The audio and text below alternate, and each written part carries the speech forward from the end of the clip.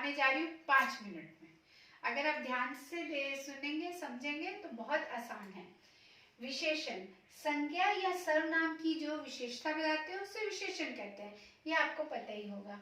जैसे कि इसमें ये शब्द आते हैं सुंदर, मेधावी, चतुर, अच्छा, बीमार, यानी जिसकी विशेषता बताई जाए वो विशेषण कहलाता है। विशेषण के मुख्यतः 4 भेद होते हैं। पहला है गुणवाचक, यानी गुण जिसमें हमें नजर आते हैं वो गुणवाचक विशेषण होता है।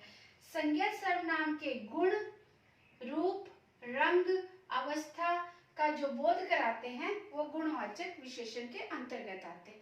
अब मैं इसकी अलग अलग जो है चीजें आपको बताती हूँ। गुण कौन कौन से इसमें हो सकते हैं, जैसे कि कोमल, चंचल, चतुर, मूर्ख, चालाक, कुशल, ये सारे गुण हैं, तो ये गुणवाचक विशेषण में आएंगे। अब फिर रूप के बारे में जब हम बात करते हैं कि वो गोरा है, वो काला है, वो भद्दा है, तो ये सारी चीजें हमारे रूप में आ जाती हैं, तो ये विशेषण के अंतर्गत गुणवाचक विशेषण में रूप को इंगित करता है। रंग, जब हम रंग की बात करते हैं, लाल, काला, पीला, सफेद, हरा, ये सारे रंग विशेषण में आ जाएंगे। आकार, जब हम बोलते हैं वह पतला है, वह मोटा है, वह भद्दा है, वो काला है, तो ये सारी चीजें भी हमारी, गोल है, लंबा है, ये सारी, मोटा, पतला, लंबा, गोल, ये सब इसमें आ जाएंगी। अवस्था, बुढ़ापा, बीमार, युवा, कमजोर व्यक्ति, ये सारी चीजें हमारी अवस्थाएं हैं शरीर की, तो ये सारे हमारे गुणवाचक के अंतर्गत आ जाते हैं। यानी गुणवाचक के अंदर गुण, रूप, रंग, आकार, अवस्था, ये सारी चीजें हमें विशेषण बतलाती हैं।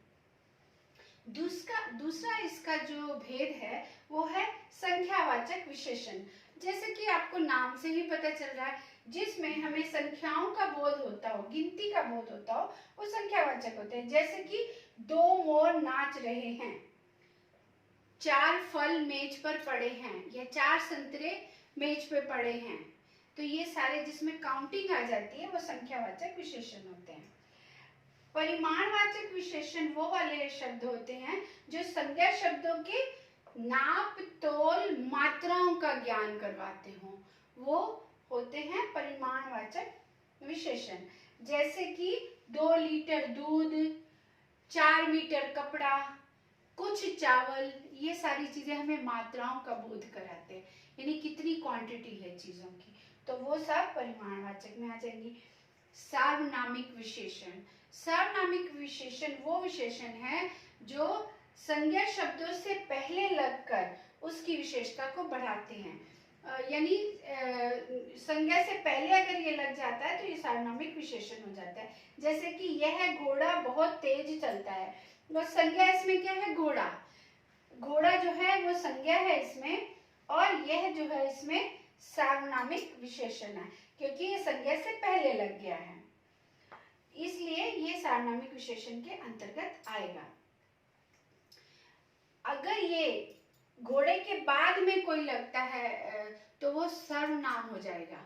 हाँ, अगर संज्ञा से पहले लगता है तो सर्वनामिक विशेषण है। अभी नोट, कुछ पॉइंट्स हमें इसमें ध्यान देने योग्य होते हैं। जैसे कि विशेषण शब्द जिसकी विशेषताएं बताते हैं उसे विशेष्य कहते हैं। जैसे कि कई लोग, कई जो है वो तो विशेषण हो गया, लोग जो हैं वो विशेष्य हो गए, यानी लोगों के बारे में बातचीत की जा रही है।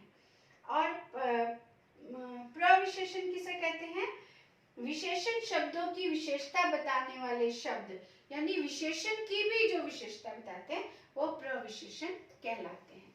चिल्ड्रन, आपको पता है, मुझे उम्मीद है कि सर्वनाम आपको समझ में आया होगा, क्योंकि ये हमारे जो शरीर में या चीजों में जो सुंदरता, अवस्थाओं का ज्ञान करवाते हैं वो सारे विशेषण के अंतर्गत आते हैं। मुझे उम्मीद है ये आपको अच्छे से और सरल तरीके से समझ में आ गया होगा। धन्यवाद, शुभ दिन।